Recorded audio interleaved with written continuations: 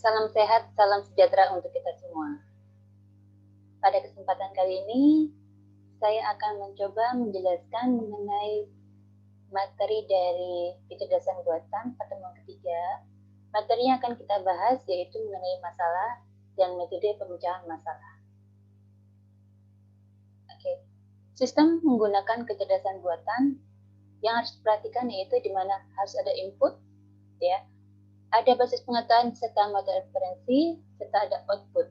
Ya. Input, ya, yang diberikan pada sistem yang menggunakan kecerdasan buatan adalah berupa masalah. Ya. Jadi di sini harus ada masalahnya. Ya. Jadi kita tahu apa yang akan kita kecerdasan buatan seperti apa yang akan kita buat. Ya. Kita lihat masalah apa sih sebenarnya yang ada. Nah, kalau kita sudah tahu masalah yang akan kita bahas, kemudian kita di sini mengumpulkan pertanyaan-pertanyaan yang terkait dengan masalah yang nanti akan kita bahas. Kemudian di sini ada basis pengetahuan, di mana sistem harus dilengkapi dengan sekumpulan pengetahuan yang ada pada basis pengetahuan. Nah, di sini berisi fakta-fakta, ya. Biasanya dibentuk dikumpulkan dalam database, bisa juga dibentuk dalam bentuk tabel-tabel. Kemudian untuk motor inferensi, ya, sistem harus memiliki motor inferensi agar mampu mengambil kesimpulan berdasarkan fakta atau pengetahuan.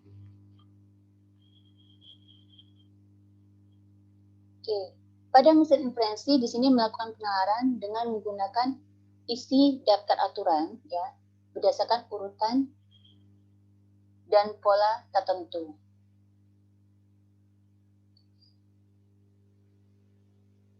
Kemudian di sini ada output, jawaban serta solusi. Output yang diberikan, ya, merupakan solusi dari masalah, ya, sebagai hasil dari inferensi. Jadi outputnya harus sesuai dari masalah yang ada. Jika output atau jawaban tidak sesuai dari masalah yang ada, berarti sistem kecerdasan buatan tersebut belum berjalan dengan baik. Oke.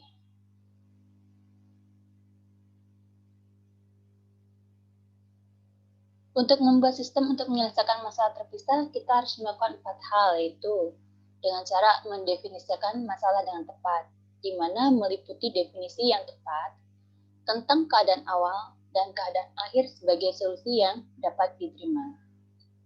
Kemudian yang harus diperhatikan yaitu jika analisa masalah, di mana beberapa fitur penting akan menentukan kelayakan dari beberapa teknik yang mungkin untuk menyelesaikan masalah. Jadi di sini setelah kita mendefinisikan masalah, kemudian kita harus menganalisa masalah tersebut, ya.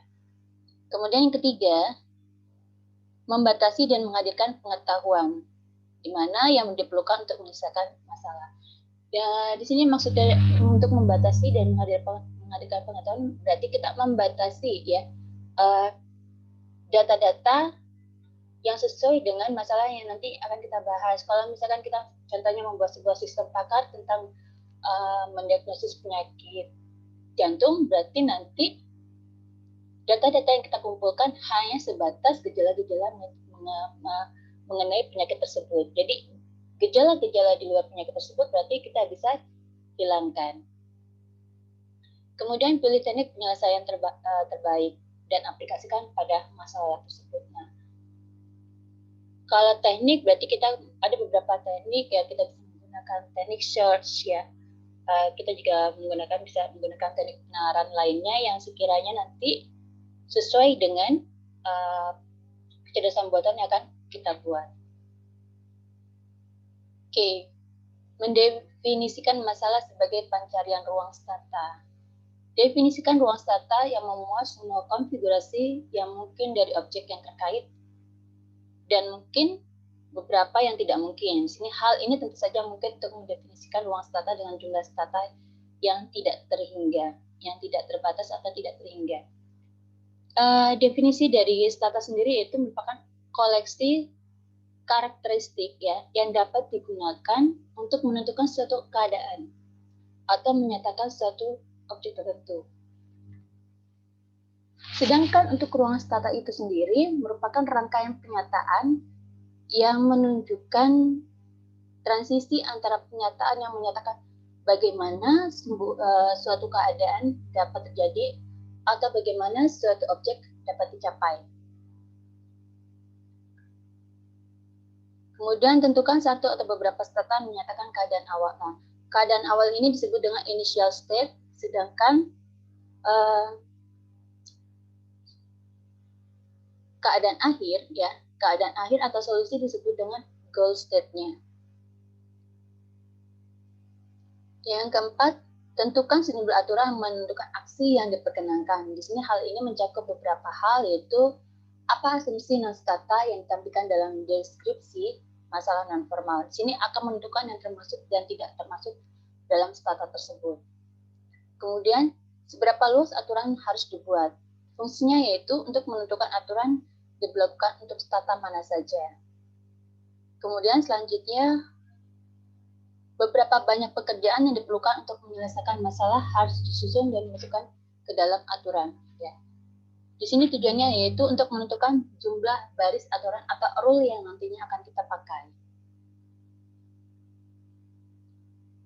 Ada sistem produksi, ya. Sistem produksi itu terdiri dari sejumlah aturan, di mana tiap aturan memiliki sisi kiri yang menyatakan bentuk yang dapat digunakan, dan sisi kanan menyatakan hasil operasi jika aturan diaplikasikan.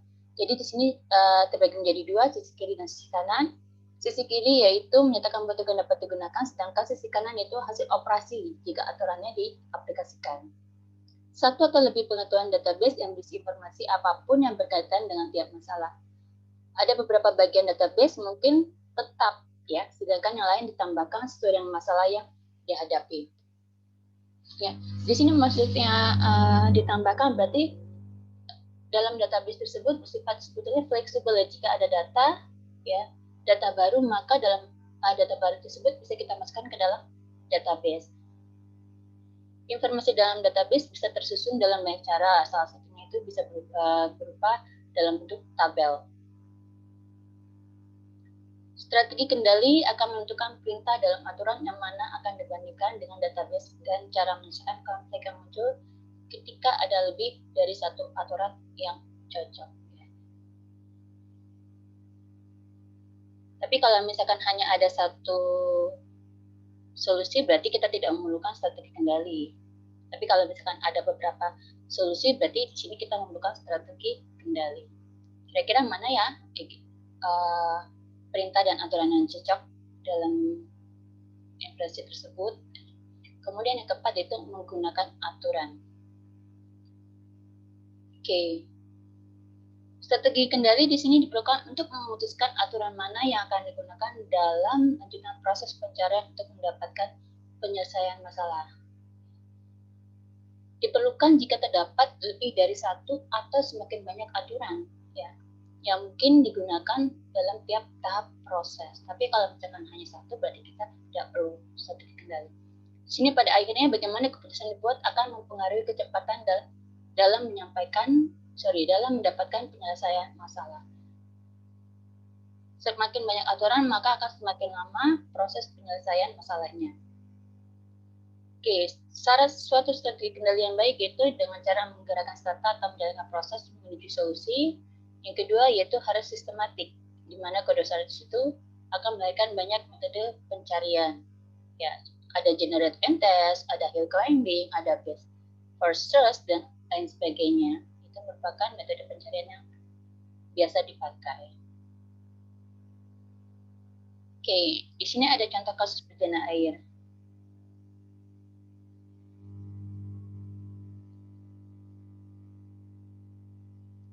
Oke, di sini diberikan 2 bejana air dengan kapasitas 4 liter dan 3 liter yang keduanya tidak memiliki skala atau batas ukuran. Jadi di sini tidak ada batas-batas dalam bentukan skalanya, jadi hanya polosan aja, ya. Di mana ada sejumlah terbatas air yang dapat diisikan ke dalam bejana. Jadi di sini ada banyak air.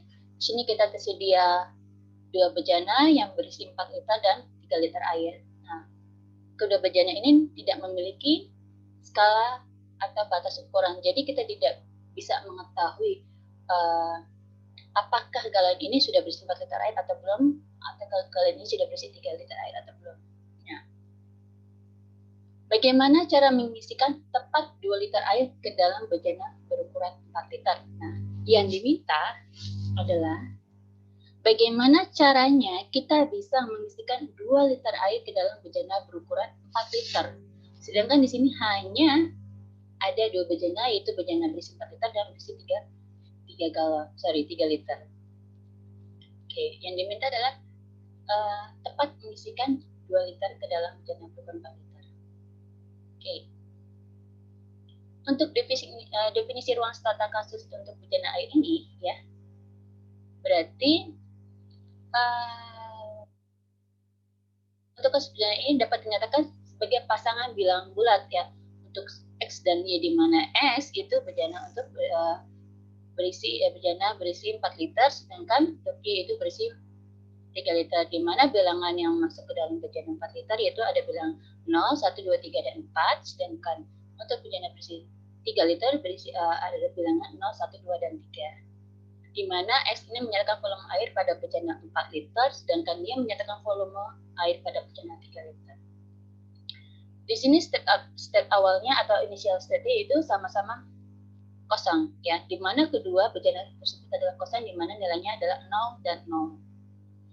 State akhirnya atau goal state-nya 2, ya, di mana tadi yang diminta adalah bejana 4 liter itu berisi 2 liter, dan bejana yang kedua yaitu bejana yang 3 liter bisa berisi berapa saja, bisa kosong, bisa 1 liter, bisa 2 liter, dan bahkan bisa 3 liter. Oke.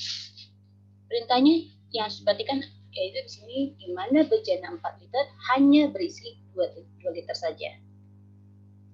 Oke, di sini ada sistem produksi bejana air, ya. Ada beberapa keadaan yang mungkin bisa saja terjadi. Di sini ada beberapa yang sudah dibuat, ya, nanti akan saya jelaskan beberapa saja. Di mana, ya, di sini ada keadaan yang mungkin saja bisa terjadi, di mana if X itu lebih kecil dari 4, bejana 4 liter itu berisi lebih kecil dari 4, berarti kita harus mengisi penuh bejana 4 liter. Ya. Jika Y lebih kecil dari 3, berarti kita bisa memenuhi bejana yang berisi 3 liter. Jika X lebih besar dari 0, berarti kita bisa menuang air dari bejana yang 4 liter. Nah, jika Y lebih besar dari 0, berarti kita bisa menuang air dari bejana yang 3 liter. Oke. Begitu seterusnya sampai nanti akan ada 12 keadaan. Nah, dari hasil 12 keadaan ini, ya, nanti akan ada beberapa solusi. Nanti di sini akan saya berikan 2 solusi. Ya, ini adalah solusi pertama dan ini adalah solusi kedua. Oke, sini saya akan mencoba untuk kasus penyelesaiannya. Oke, kita awali, ya. Di sini bejana 4 liter dan bejana 3 liter itu ada sama-sama 0, tidak berisi air, sama-sama kosong. Jika kita menjalankan perintah dari operator kedua, ya, operator kedua tadi perintahnya apa sih? Yaitu di sini penuhi bejana 3 liter. Berarti di sini bejana 4 liternya kosong, ya. Di sini adalah penuhi. Artinya di sini bejana 3 liter itu berisi 3 liter air. Oke. Bagaimana caranya supaya kita bisa mengisi bejana ini? Tadi kan yang diminta yaitu 2, ya. Bejana 4 liter itu berisi 2 liter air saja. Berarti kita harus menuangkan bejana yang ada di harus menuangkan air yang ada di bejana 3 liter, yaitu kita menjalankan operator ke-9. Berarti kita mengosongkan bejana, tuang semua air dari bejana 3 liter ke 4 liter. Berarti kita kosongkan semua air yang ada di yang ada di 3 liter. Nah, berarti sini kosong.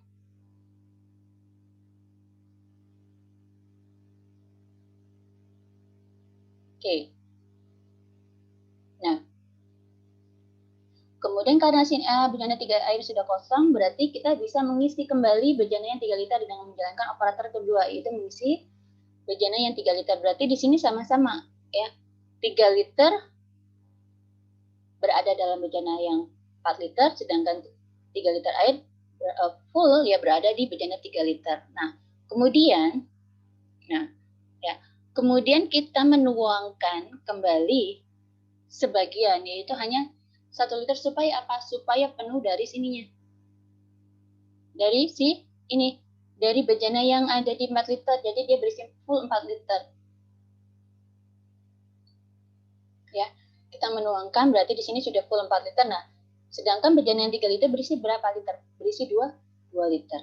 Nah, karena yang diminta adalah bejana 4 berisi 4 liter, berisi 2 liter, sedangkan bejana yang 3 liter itu bisa berisi berapa saja, berarti bejana yang 4 liter ini kita buang airnya.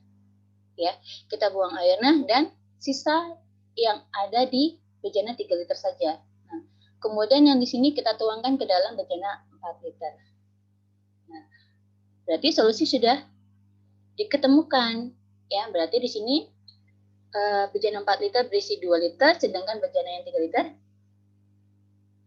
tidak berisi air sama sekali. Karena apa? Isinya sudah dituang ke dalam bejana 4 liter. Itu adalah solusi yang pertama. Sedangkan untuk solusi yang kedua, yaitu di sini sama-sama kosong, kita jika menjalankan operator yang pertama, di mana kita mengisi bejana 4 liter full, berarti di sini full, sedangkan bejana 3 liternya itu kosong. Ya, jika kita menjalankan operator yang ke-8, ya, kita menuangkan air dari bejana 4 ke bejana 3. Berarti di sini bejana 3 itu full, sedangkan yang di 4 liter berisi 1. Ya. Kemudian jika kita membuang bejana yang ketiga kosong karena di sini 1, nah kita bisa memindahkan dari yang ini tadi 1. Ya, 1 kita isi kembali ke dalam bejana yang 3. Nah, bejana yang keempat berarti kan kosong ya. Nah, kita bisa mengisi lagi kembali bejana yang 4 liter. Karena di sini 1,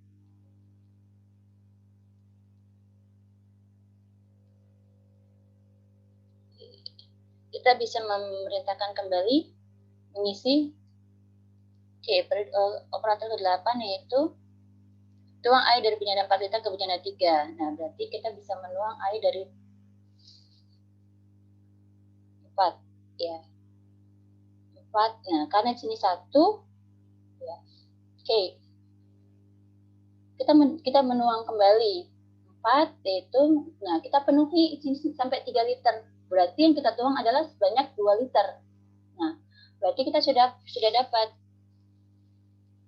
bejana 4 liter berisi 2 liter, sedangkan bejana yang ukurannya 3 liter itu berisi 3 liter. Nah, di sini bisa terdapat 2 solusi.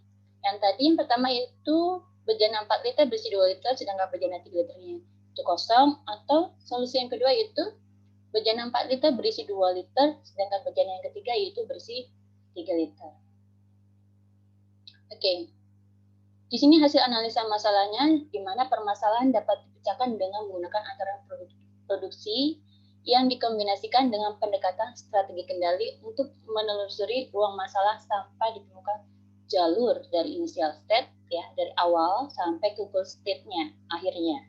Sehingga proses pencarian menjadi penting untuk menyelesaikan masalah. Ya.